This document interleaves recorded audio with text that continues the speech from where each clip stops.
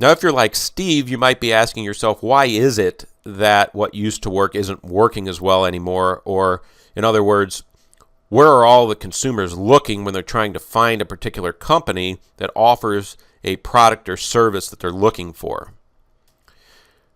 Now, quickly, before I talk about where people are looking, let me share with you where I could promise you they're not looking. They're not looking in newspapers or newspaper inserts. They're not looking at magazines or postcards.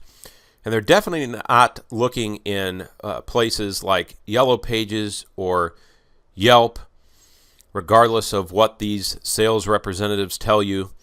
They're not looking in places that companies like Yodel or Haibu are putting you in. And any type of direct mail is having less and less results because in today's world, most people now get everything important by email, and the only thing left in their mailbox is junk mail. Now, the other issue with these forms of marketing is that there's usually no way of knowing the exact return on your investment. There's no real way to really measure the results. Now, I also want to talk about 3 more methods of advertising. And I separated these because these usually cost the most money. Now, while I certainly work with clients that use some or all of these methods, here are some things to think about if, in fact, you are using any of these. All of these methods, billboards, radio, and television, charge you based on viewership or listenership.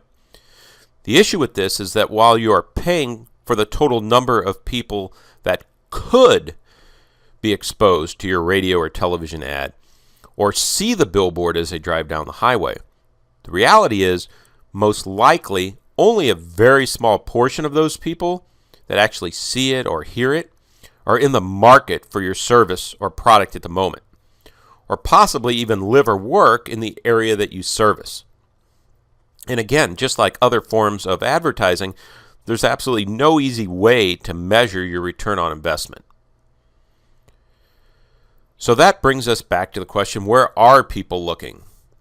Well, they are looking online on search engines like Google, Yahoo, Bing, Facebook, YouTube, and so on.